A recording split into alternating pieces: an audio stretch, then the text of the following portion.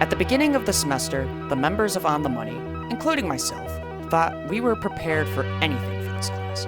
We had the original members come back, and with the addition of Matthew Prey, we all felt confident in our abilities to tackle whatever was coming our way. However, time after time after time, disaster struck for our team. In some cases, we were able to triumph, and unfortunately others, we weren't able to. Regardless of the outcomes, we learned so much more than had we not done anything at all. Here is our story of losing the war, but growing from each battle. Beginning this semester, we were all getting ready to make sure everything was working as needed so we could get to work on the first homework assignment. I gave my parallax board over to Svilin so he could test it out and make sure everything was fine. There was, however, a major issue. I was moving all throughout December before the semester began, and something must have happened during that move because our parallax board was completely fried. It wouldn't respond to anything we tried, and any attempts to fix it yielded 0 results. Fortunately, Svilin came up with an amazing idea. He had an Arduino Uno board for recreational use, but wondered if we could do the exact same things that were required in both the homework and the midterm project with it instead of the parallax board. Considering the midterm had to have a wow factor, our wow factor could simply be an experiment to see what would and wouldn't work with the Arduino Uno in comparison to the parallax board. It was a perfect solution. Even Matt, who wouldn't meet us in person, had an Arduino Uno of his own so he could use his as well. A fire was lit in all of our hearts now to see what we could do to make the Arduino Uno compete. Unfortunately, this was merely foreboding for the events to come. And with this fire in our hearts, On the Money was incredibly proactive throughout the first homework assignment. The assignment was simple: to test the stepper motor with an A4988 stepper motor chip by having it rotate at different step sizes and therefore different speeds. Throughout the first homework assignment, it was also highly recommended to get to work building the monorail for the midterm. We were the first group to get our cardboard laser cut thanks to Mike, and had our monorail fully assembled before the first homework assignment was even due. And thanks to my coding, Svil and Matt's testing, and Juan's video editing, the first homework assignment was a breeze. We had our monorail already built, both on Svilin's end and Matt's end, so we had 2. So we felt like there was nothing that could possibly stop us. Right? This is where our second major issue came for the semester: the monorail. I sent Svilin some test code to try and knock out the first major objective of the midterm project, which was to have the monorail cart move end-to-end via QTI sensors. However, there was a devastating issue we ran into. Whenever the monorail cart would go halfway through the monorail, it would simply stop. The stepper motor would still tick, but the cart would be stuck in place as if it were stuck on something.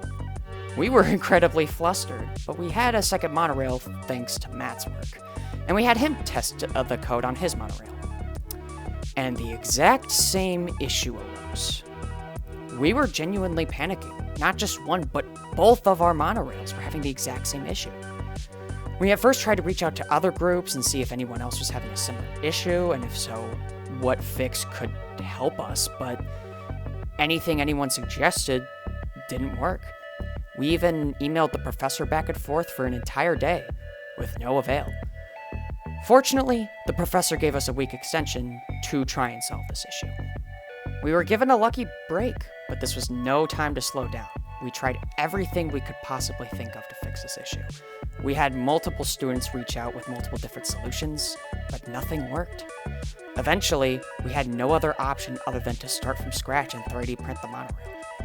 It took days to have all the necessary parts print and have the assembly finally finished, but then, 2 days before our new deadline for the midterm, this happened. We finally fixed the issue. The time it took rebuilding the monorail with 3D printed parts took a considerable amount of time, so we only had 2 days left. We had no time to mess around or be nonchalant with this. We already got one extension. We got to testing each individual piece of the project that we would need, as well as some additional touches for that extra wow factor. This included the QTI sensors, the ping sensor, the stepper motor, even our own additions for that wow factor such as a joystick and an LCD display. And everything worked perfectly by itself. So, we got to work on writing code that would combine everything together for the midterm. And unfortunately, this is where our next major issue occurred. We attempted to make the QTI sensors work alongside the stepper motor, with no avail. Usually one or the other would be working. We tried multiple solutions, removing delay functions or Arduino code since those prevented other systems from running simultaneously, using the stepper library built into Arduino instead of using pulse in or pulse out, and anything we tried just wasn't working. We thought maybe there was something wrong with either the stepper motor or the QTI, so we tested them both again, and both of them worked by themselves. So what was happening? Why would each part work individually but not together? We didn't know at the time, but in hindsight, the issue could most easily be linked to processing power. Normally in projects using multiple systems like this, people would set up an Arduino Mega, which is a board very similar to the Arduino Uno, but it has a lot more processing power on top of more pins to help run multiple systems. But we merely chose the Arduino Uno because it's what we had. It ran perfectly well in the first homework assignment, so we figured there would be no issue come the midterm. However, we could not have been more wrong. Eventually, we attempted to break the code up into separate parts to see if it would work. We knew that certain things could work together, such as the LCD display and the ping sensor, as well as the joystick and the stepper motor. So we figured if we break it up to parts, just maybe we'll have something that works.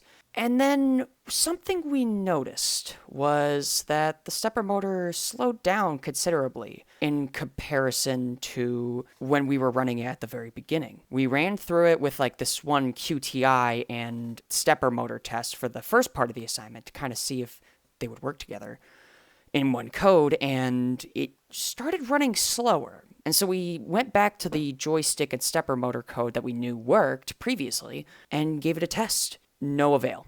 It would just start slowing down until eventually we tested it and not a single tick. We figured that this must have been an easy issue, like it ran out of power, so we replaced the batteries and we tested it again. And it didn't move a single tick again. Not a single tick. The only natural conclusion we could make was that our motor was broken. What could have possibly happened? It's not like we were throwing this thing around like it was, a dog's chew toy.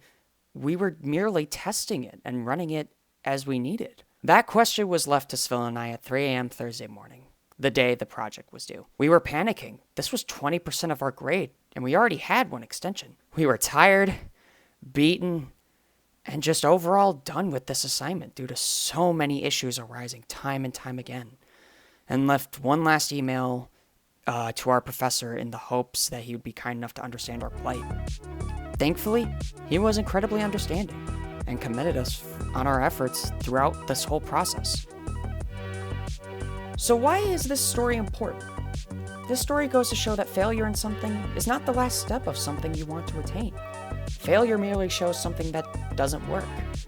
On the Money never gave up in the face of adversity. Whenever something didn't work, we immediately tried our best to come up with another solution.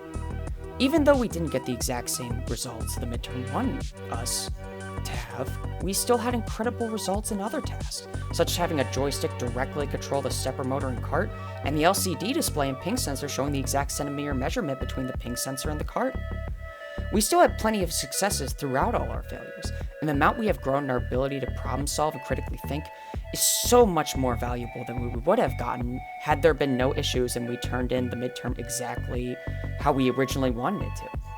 It's this trial and error, this failure and growth, and the ability to learn from our mistakes and grow stronger from them that makes engineering so worthwhile as a profession, and why all of us on the Money want to pursue it. Thank you all for watching.